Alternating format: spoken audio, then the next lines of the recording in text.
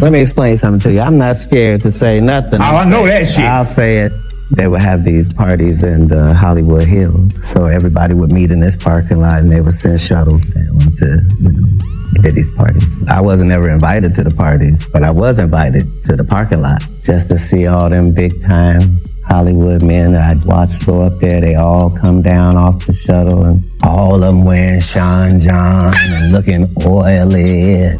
Speaking of, in particular, Netflix docuseries that you've been working on, Diddy Do It. Right. You've been saying for years that you feel you knew Diddy's character. Right. Feel uncomfortable with the way you represent the idea of going to these projects. To come party with me. Yeah. And then that swayed me away from it. Just that alone. No. Nigga Puff, like he called, we should kick it. On the shit. After the main. Right. And the nigga, matter of fact, they sent me the girl pictures, like pictures of this girl, like, not the shit that y'all.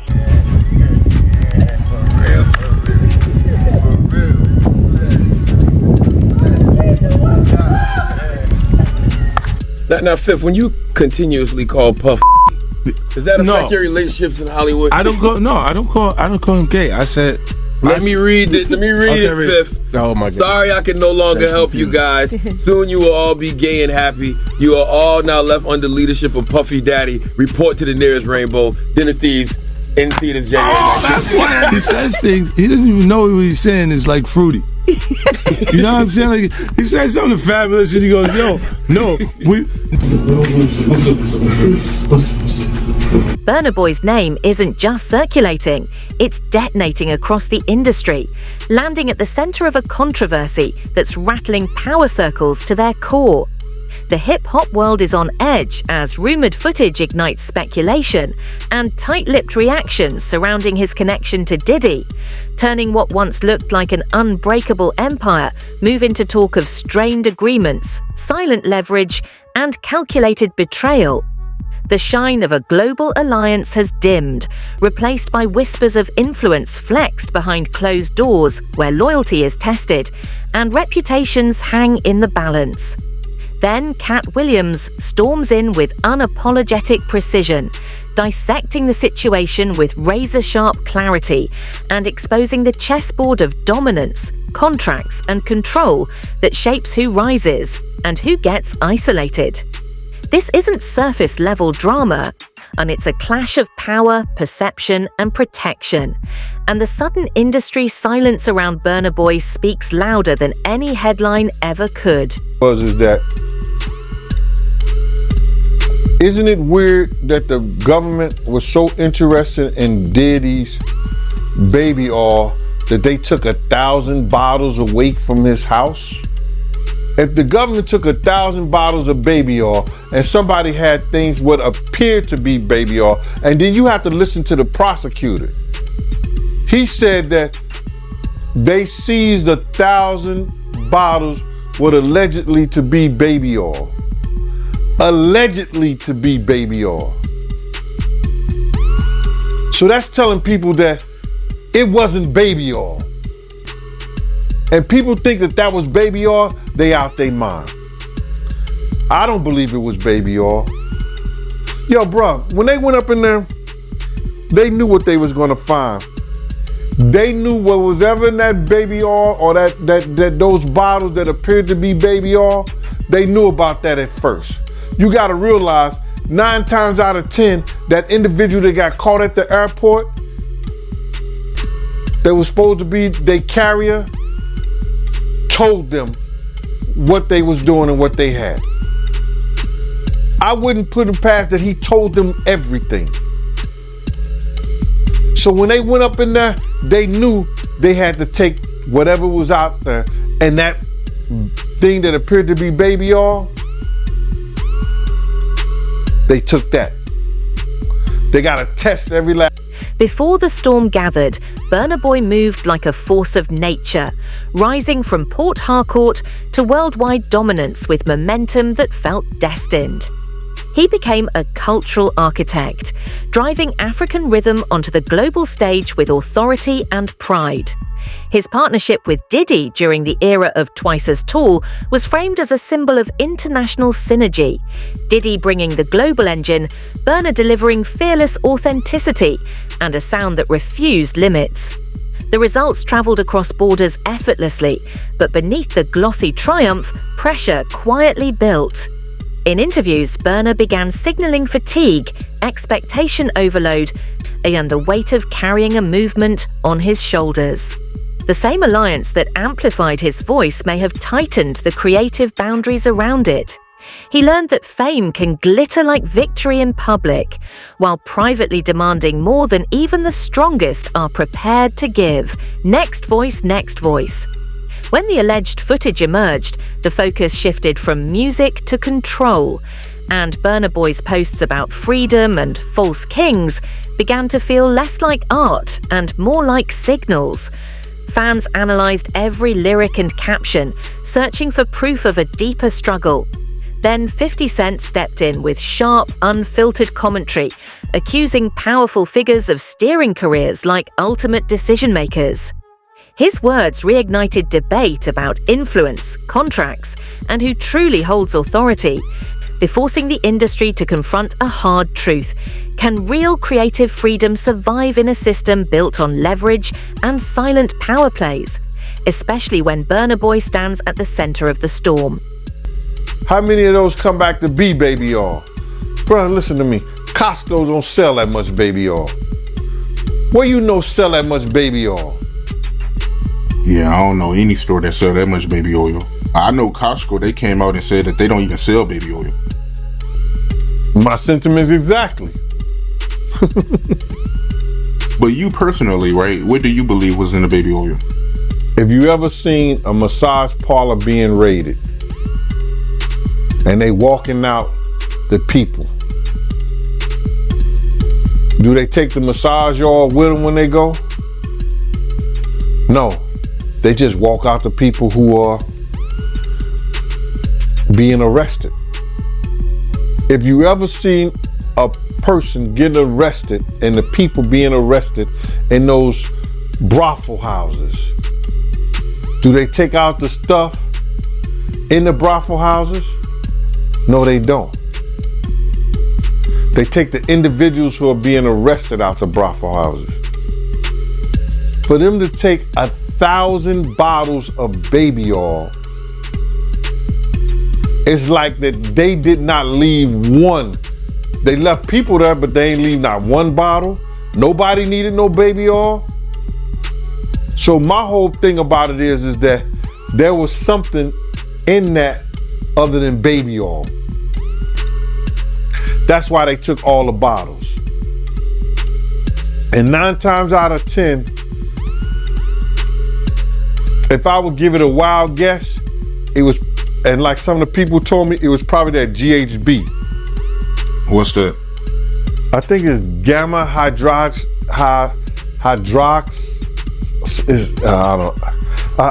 I looked it up, bro. Let me see if I can find it. I know this is just showing everything like that, but oh no. Let me. Yo, somebody tap dance or sing or do something, you know what I'm saying, while I'm doing this.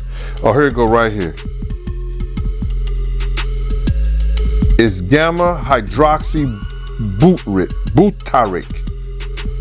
What is its effect on the body? It's a euphoria, drowsiness, decreased anxiety, and memory impairment.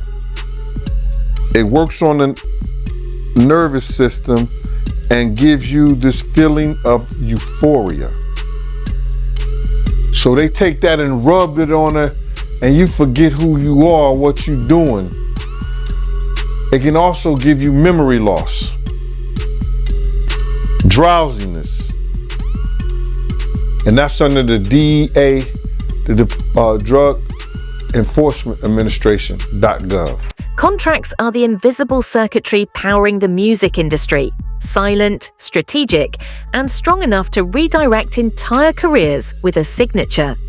Few understand how to maneuver that system like Diddy, whose reputation for business precision is as formidable as his cultural influence. Industry voices suggest Burna Boy's deal may have involved complex splits, royalties, distribution leverage, even touring oversight. The kind of fine print that can quietly turn creative fire into structured obligation. Legal experts often point out that while such agreements are standard, and they can blur the boundary between collaboration and control, reducing artistry to line items on a ledger. If frustration has surfaced, it may stem less from emotion and more from contractual weight. In a world driven by optics and authority, it's not the spotlight, but the clauses in the shadows that determine who truly commands the art. Been gaming because you won't claim it. No, you want to sit around and pretend to like bitch. That's what y'all do. And then you get these hard Jocelyn. So I'm just like curious. these are the you like half man. No disrespect, but Jocelyn rough. Them shoulders is. And the way she like running up on, I already know she done strapped up on you. Ooh. Ooh. So, Jack, let me ask you. There's some of the shocking things I hear that mean with a harness. Oh. Okay, not a harness. Yeah. So I gotta ask you this. I'm sure somebody's already asked you this, but have you ever been to a P. Diddy party? Yeah, several, many, honestly. And so, can you take us through like what goes on, like when you were there? What did I say when y'all asked me about why was the TD Jakes at the Diddy party? Yeah. What'd I say? Money. And That's correct. Were you surprised that there were so many cameras in his houses? No. That he was recording these? Of course. He is the J. Edgar Hoover of hip hop. Okay. Y'all done seen him put on the pyramid with a skirt? So let me ask you, when you hear that Cassie was told to hire male escorts to come in what they call freak-offs now. Yeah. Is that something normal that happens in Hollywood? Yeah. Freak-offs. Yeah. Okay. Everybody know that. I've been saying it. Yeah. Yeah. How many times I got these is wild. So do you feel like people, when they hear pink cocaine, Young Miami has to bring across? Wait, the Tusi. Yeah, the Tusi. That's what they call. I found out. I talked to my drug guy because I wanted to be informed. Because people was calling it Tusi, that's calling it the Tunchi. I didn't know which one it was, so I talked to my drug guy, and my drug guy filled me in, and then it made perfect sense. Tusi. Talk to him. Drugs with Jaguar. Let's talk. Drugs education. 101. So Tusi is the cocaine, but they take the ketamine and cook it up, and they fold it into the coke. Now, if you don't know what ketamine is what they call on the street special K. It's a veterinary drug. It's a horse tranquilizer. Now, gay men have been using this for years. See, back in the day, if you went to a gay party or a gay rave, there were certain drugs that you would always find on hand. Viagra, ecstasy, special K, and cocaine.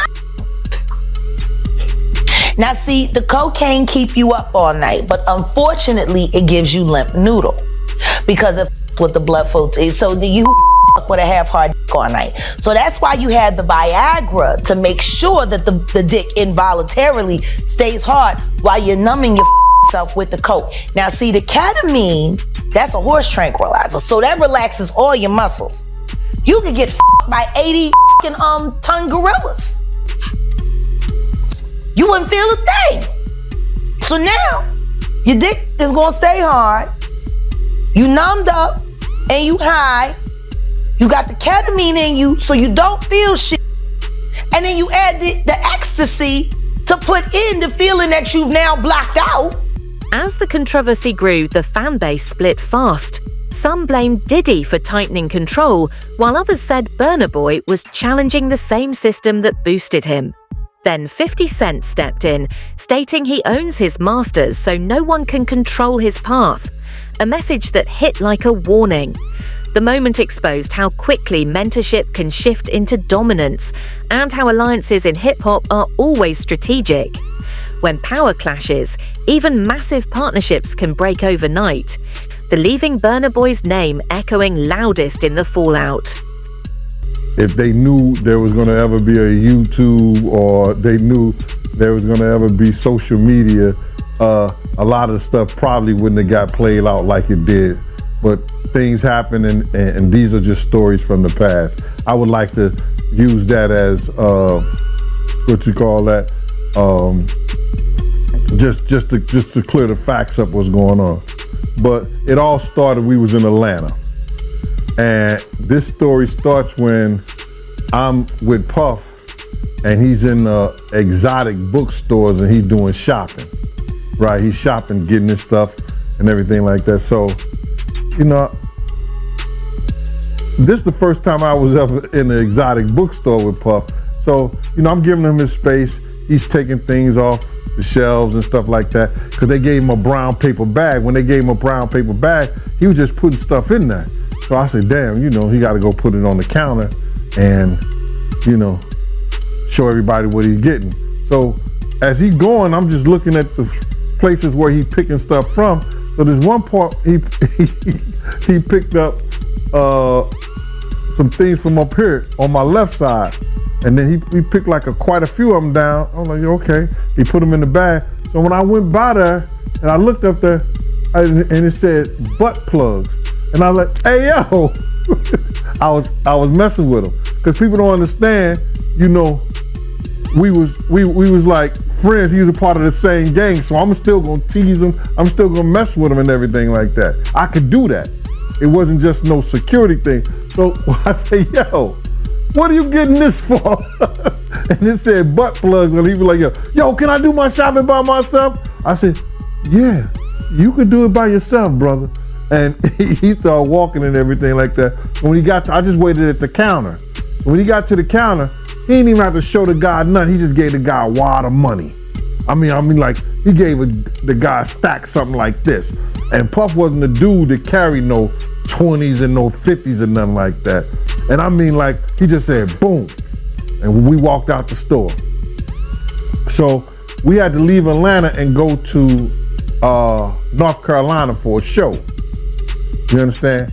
And it was him, this rapper, Sarah, and this other girl.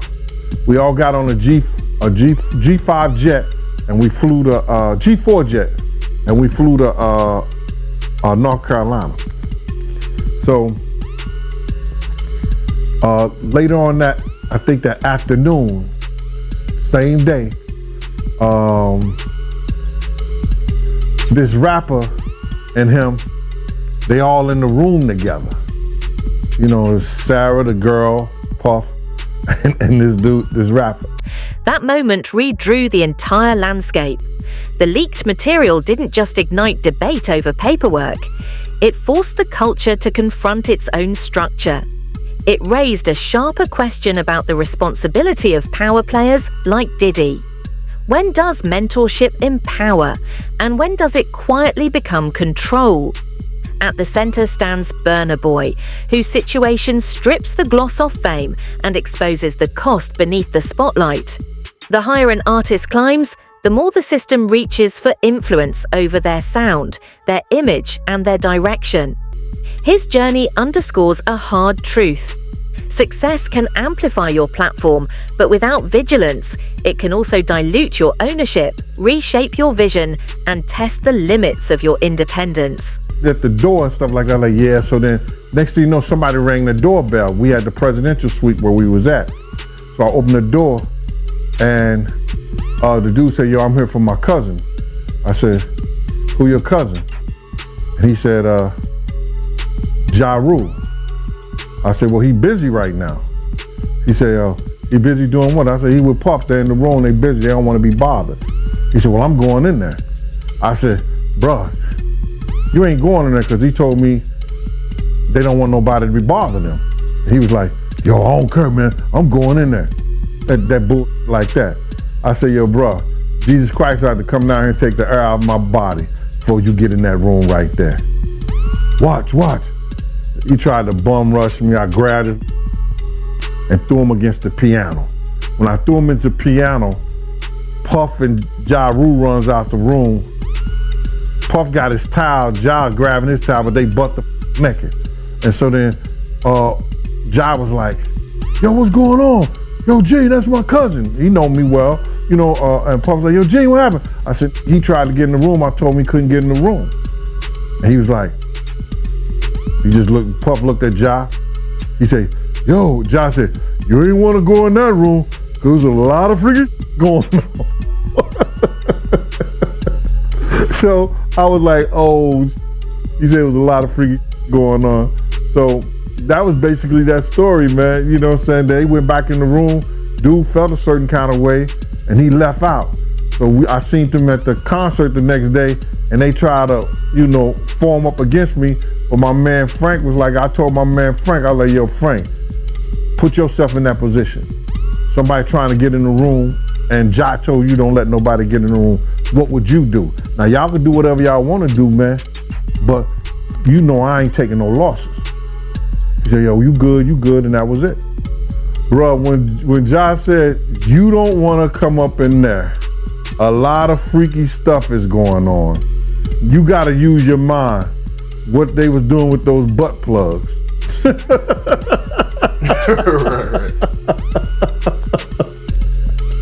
Yeah, that was crazy. The deep dive stripped away every gloss, exposing the raw reality beneath the surface and transforming the tale into a hard-hitting caution rather than just another headline. Burna Boy's journey stands as proof that Spotlight without autonomy is nothing more than gilded confinement. The tension between authority and artistry has fueled music for decades.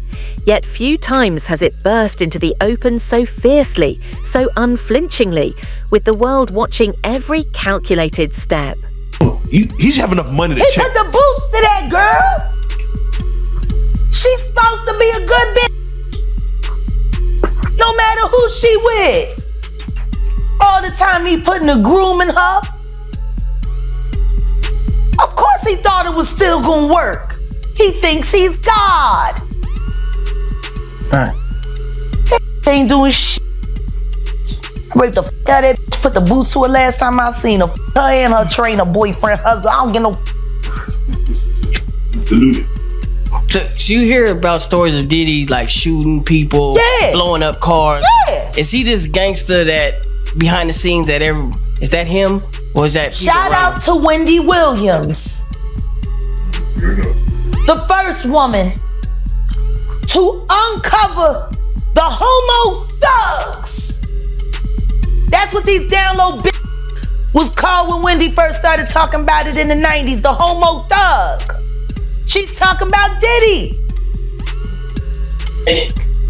And then what's the stuff that's happening to Wendy Williams? Do you think this is all connection too? Of course. They've been waiting. He's been waiting. He was waiting for Kim. Remember? He was waiting. The casket was ready. She was literally casket ready. Some people are saying the whole Wendy Williams documentary that she's pretty much allegedly playing this way to keep herself safe from him, from any unaliving. It's been working for Orlando Brown. Why wouldn't it work for Wendy? To play crazy. Why wouldn't it work? Hey, no. Hey. The oosh gosh whoosh wash. Orlando's brilliant. Right. Yeah. Y'all spent time with him. We did. Yeah. He's highly intelligent. Yes. Imagine what it's been like to wear this character for this long. No. I can That he does as a character. actually, the shit he does online is the best acting he does. Is he speaking truth? Of course he is. Yeah, no. We seen Quiet on set. Major pain in his ass. Literally. Since he was a kid. Man. And then milk. Well, talking about expensive pain in his ass. Wait, this is Philly you're talking about now. Wait a minute, Jack. Me. Wait a minute. He's a Fruit Loop. He Diddy 5. This is Philly. He's a deep fried period. He Diddy 5. He Diddy fried. He the Diddy do-I-bop. Me. Real rap. You think that audio that they put out was real? Yeah, that was him. Nicki put that out there. That Nicki recorded that at the off in the Calabasas. She been waiting to drop that shit on Meek. She just wasn't gonna tell nobody it was Diddy. But now that Diddy out there, why not? So then who's the guy who's claiming he recorded it? Oh, somebody that got paid? Yeah, he said like I was standing somebody outside the door. that got paid. Yeah. Just like it wasn't seminal fluid that Justin Bieber was wiping away from his mouth when he brought his face up from Odell Beckham's groin in a club with Trey Songz on the lookout. The images are there. Diddy 5. Beneath the headlines, the Burna Boy saga exposes a truth the music world rarely admits. Control is the real currency, shaping who rises and who disappears. His refusal to yield signals a shift, artists staking claim over their music, image, and story, refusing to be puppets of power. The 50 Cent's words linger like a warning. The game doesn't change, only the players do. As legal teams circle and narratives twist, this leak feels bigger than scandal. It's a mirror reflecting an industry built on silence and dominance. The ultimate question isn't who leaked it, it's who profits from keeping creators quiet when they finally decide to speak.